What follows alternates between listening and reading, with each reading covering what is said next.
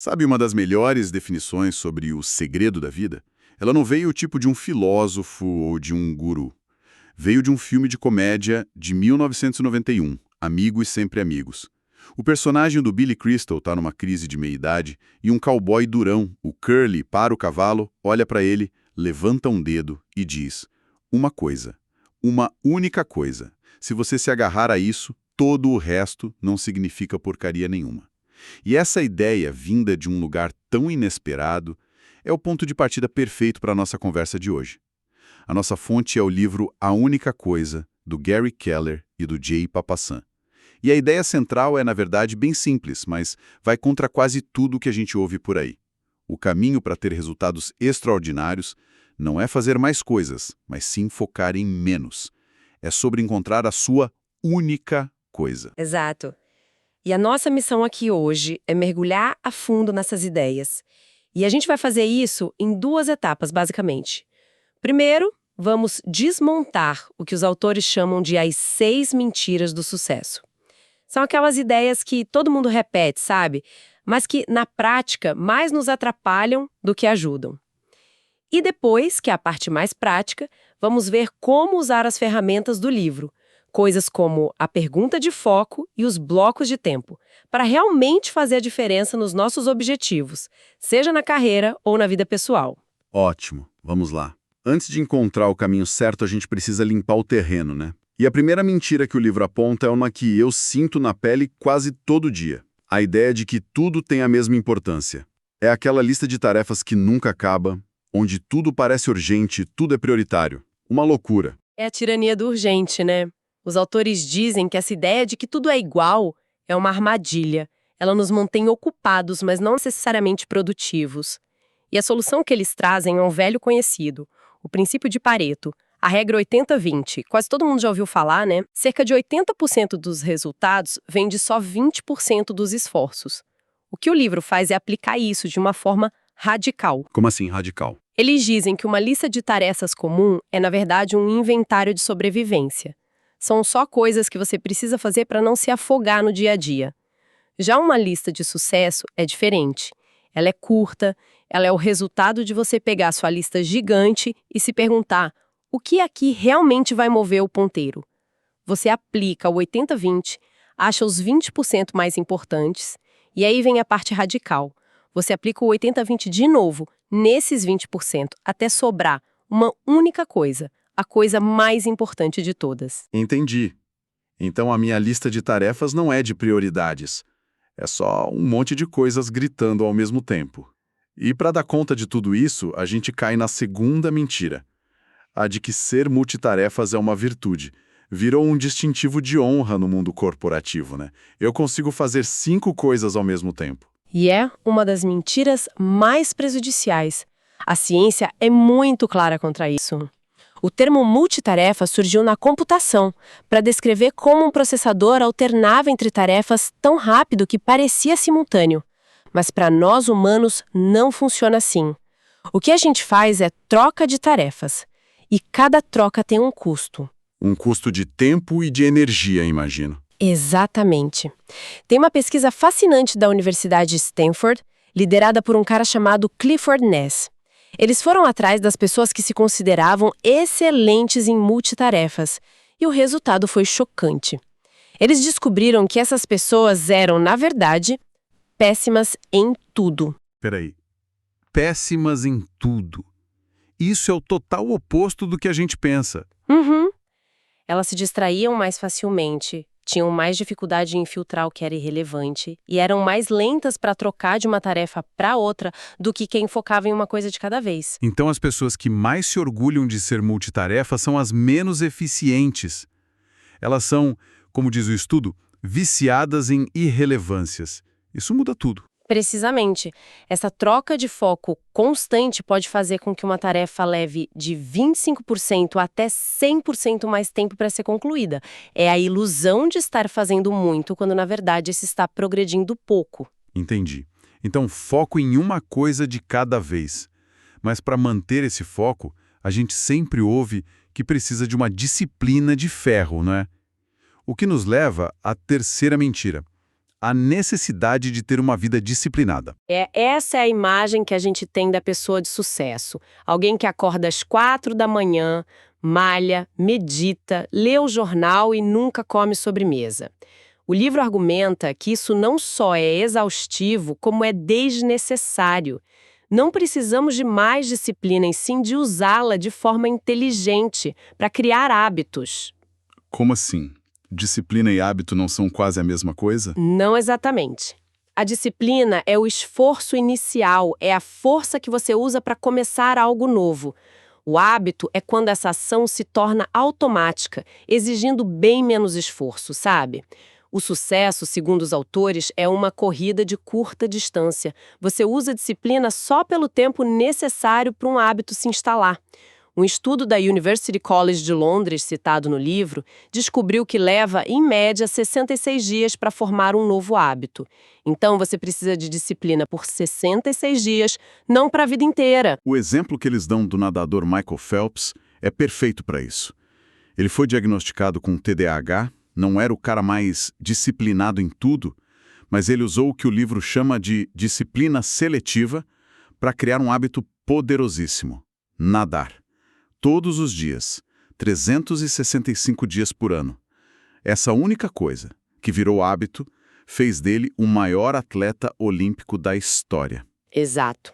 E essa ideia de usar a disciplina de forma seletiva está ligada diretamente à quarta mentira, a de que a força de vontade é infinita e está sempre disponível. Nossa, essa me pega sempre. É o clássico. Passo o dia inteiro tomando decisões, sendo focado no trabalho. Chego em casa e a minha força de vontade para não atacar a geladeira ou para ir para a academia é zero. Simplesmente acabou. E agora você sabe o porquê. O fascinante é que a força de vontade não é uma questão de caráter, sabe? É um recurso finito. Pense nela como a bateria de um celular. Você começa o dia com 100% e, a cada decisão, a cada tentação que você resiste, você gasta um pouco dessa bateria. O famoso teste do marshmallow, de Walter Mischel, já mostrava isso. A capacidade de adiar a gratificação, que é pura força de vontade, era um previsor de sucesso no futuro. Então, quando a bateria está fraca no fim do dia, a gente tende a tomar decisões piores. Isso faz todo sentido. E qual é a aplicação prática disso, então? O timing é tudo. Se a sua força de vontade é mais forte de manhã, a lição é clara. Faça a sua tarefa mais importante, a sua única coisa, logo no início do dia. Proteja essa energia para o que realmente importa, em vez de gastá-la em 1000 pequenas decisões irrelevantes. Ok, mas se eu direciono toda a minha energia para a minha única coisa de manhã, isso não acaba desequilibrando o resto da vida. E essa é a quinta mentira que o livro ataca: a busca por uma vida equilibrada. Exatamente. A busca pelo equilíbrio entre vida profissional e pessoal virou um mantra, né? Mas o livro chama isso de mito. Eles argumentam que a magia não acontece no meio, acontece nos extremos. Para alcançar um resultado extraordinário em algo, lançar um negócio, escrever um livro, você vai precisar de períodos de desequilíbrio, onde essa área da sua vida vai demandar um foco desproporcional. Mas isso soa meio perigoso. Como fazer isso sem deixar a família e a saúde de lado? A palavra-chave que eles usam é contrabalanço. Pensa num equilibrista de pratos. Ele não está parado. Ele está correndo de um lado para o outro, dando um toquinho em cada prato para não cair. A vida profissional pode exigir que você passe mais tempo focado num único prato por um período. Já a vida pessoal exige um contrabalanço muito mais rápido. Você não pode deixar o prato da sua saúde ou da sua família balançar por muito tempo, entende? A analogia que eles usam no livro é matadora. Diz que a vida é um malabarismo com 5 bolas: trabalho, família, saúde, amigos e integridade. O detalhe é que a bola do trabalho é de borracha. Se cair, ela quica de volta. As outras 4 são de vidro. Se você deixar uma delas cair, ela pode se quebrar para sempre. Nossa. Isso coloca tudo em perspectiva. E aí, finalmente, chegamos à sexta e última mentira. A ideia de que pensar grande é ruim. Aquela vozinha que diz: seja realista, não crie muitas expectativas. Sim, o medo de estabelecer metas gigantescas. Parece algo tão complexo, tão intimidador, que a gente acaba preferindo metas pequenas e seguras. E ao fazer isso, a gente define um teto muito baixo para o que podemos alcançar. Os autores defendem que o tamanho do nosso pensamento determina o tamanho das nossas realizações. É a diferença que a psicóloga Carol Dweck descreve entre a mentalidade fixa e a de crescimento. Pensar grande te liberta para fazer perguntas diferentes, buscar caminhos que você nem consideraria. O exemplo do Sabir Bhatia, criador do Hotmail, é emblemático. Ele tinha a visão de construir uma empresa de centenas de milhões de dólares, mesmo começando com quase nada. Essa visão grande guiou tudo. Então, depois de colocar em xeque todas essas ideias que nos prendem, a gente finalmente chega no caminho que o livro oferece. E o mais incrível é que esse caminho se resume a uma única ferramenta. E essa ferramenta é uma pergunta, a pergunta de foco. Ela é: qual é a única coisa que eu posso fazer? De modo que, ao fazê-la, todo o resto se torne mais fácil ou desnecessário. É uma pergunta tão simples, mas quando você para pensar nela, a profundidade é enorme. Ela tem um poder duplo.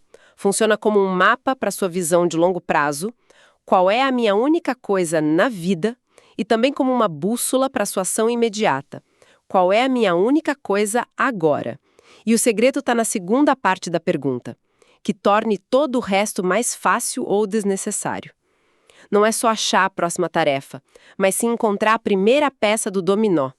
Aquela que, ao cair, derruba várias outras em sequência. Isso parece ótimo na teoria, mas vamos deixar mais concreto. Como alguém usa essa pergunta para conectar a um objetivo gigante, lá no futuro, com a ação que precisa tomar agora, às 10 da manhã de uma terça-feira? O livro chama isso de ajuste do objetivo ao agora.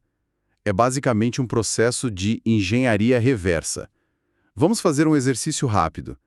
Digamos que o objetivo algum dia de alguém seja ser uma liderança reconhecida na minha área. É grande e vago, né? Ok, gostei. Ser uma liderança reconhecida. Como eu transformo isso em algo para hoje? A gente aplica a pergunta de foco de trás para frente. Para alcançar esse objetivo algum dia, qual é a única coisa que eu posso fazer nos próximos 5 anos? Talvez a resposta seja chegar a um cargo de gerência sênior. Certo, já ficou mais específico. Agora, para chegar a gerente sênior em 5 anos, qual é a única coisa que eu preciso fazer neste ano? A resposta poderia ser liderar um projeto de alta visibilidade com sucesso. Perfeito. E para liderar esse projeto este ano, qual é a única coisa que eu preciso fazer nesse mês? Ser escolhida para liderar o projeto X. E para ser escolhida este mês, qual é a única coisa a fazer nesta semana? Preparar e apresentar uma proposta matadora para o meu chefe sobre por que eu devo liderar. Isso. E para apresentar essa proposta nesta semana, qual é a única coisa a fazer hoje? Pesquisar os 3 dados mais importantes que vão fortalecer meu argumento. E, finalmente, qual é a única coisa que eu posso fazer agora? Fechar todas as abas no navegador e abrir o primeiro relatório para encontrar esses dados. Uau! De repente, um sonho gigante virou uma única ação clara e gerenciável. Essa é a mágica. Você cria uma linha direta entre o que está fazendo neste exato momento e o seu maior objetivo de vida. Sua ação ganha um propósito imenso. Ok, eu fiz a engenharia reversa. Eu sei qual é a minha única coisa para fazer agora. Mas aí o telefone toca, chega um e-mail urgente, um colega pede ajuda, o dia a dia engole a gente. Como proteger essa ação? E essa é a parte crucial da implementação.